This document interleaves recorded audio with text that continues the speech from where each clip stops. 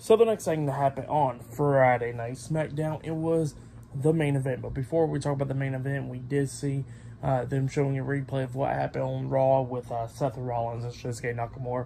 And then we see Senior Money in the Bank, Damian Priest watching that backstage on the TV monitor. So yeah, he's thinking about cashing in, it looks like. But yeah, that's what happened there. But then we get to the main event. It was a one-on-one match. It was LA Knight versus Jimmy Uso with Paul Heyman at ringside. But yeah, we get to the match. And this is a pretty good match.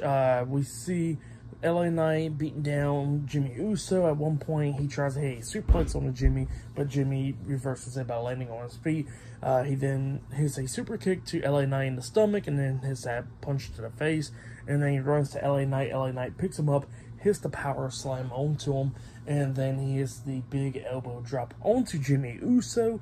He was waiting for him to hit, waiting for Jimmy to get back up so he could hit the BFT onto him, up until Solo Sikoa comes up behind LA Knight and attacks him, which caused a disqualification. So yeah, LA Knight defeated Jimmy Uso by DQ.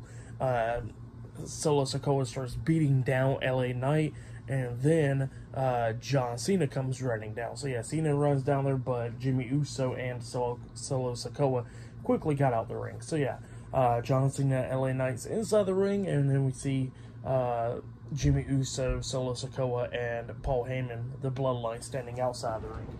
Well, then, all of a sudden, the undisputed WWE Tag Team Champions, Finn Balor and Senior Money in the Bank, Damian Priest, the NXT North American Champion Dominic Mysterio, and the WWE Women's World Champion Rhea Ripley, the Judgment Day, and JD McDonough, they all come out there. They get over there walking up to the Bloodline, and then Paul Heyman extends his hand out saying it is authorized, and then Rhea Ripley shakes his hand, and he said, all right, go ahead and get there.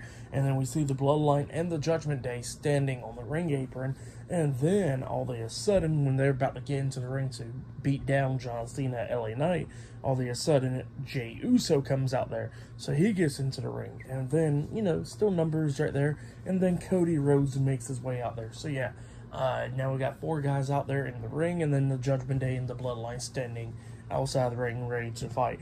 But Paul Heyman, you know, quickly turned that down. He got Solo Sikoa to quickly get off the ring apron so they don't get involved.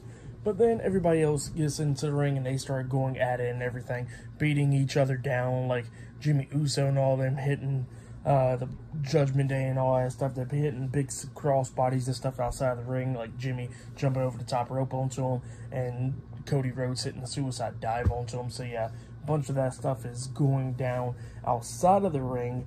And then we see Cena, he's ready to jump over the top rope, but then he turns around and Solo Sikoa is standing right there. And Solo Sikoa is ready for a fight with John Cena. And then John Cena starts punching Solo, but then Solo hits a super kick on Cena, taking him out. And then we see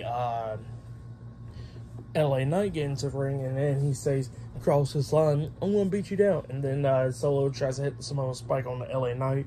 Knight ducks it, and then LA Knight clotheslines Solo Sikoa out of the ring, taking him out. And then, you know, we see JD McDonough in the ring, and he starts getting beat down.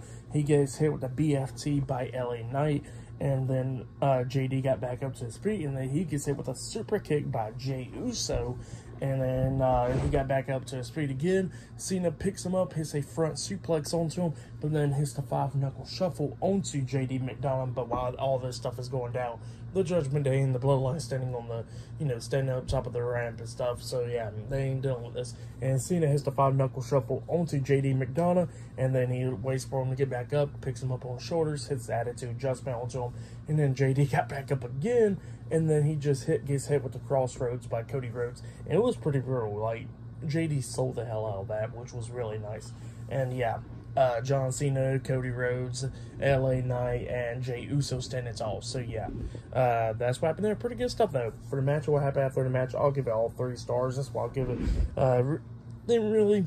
Yeah, the match was alright, but definitely after the match stuff was where was that really. But yeah, that's what happened there. Pretty good stuff. For match of the night, I would probably say it was Dragon Lee versus Austin Theory 1-on-1. That match was really good. That was probably match of the night. For tonight's episode of Friday Night SmackDown, I'll give it 8 stars. That's what I'll give it. It was a pretty good episode of SmackDown.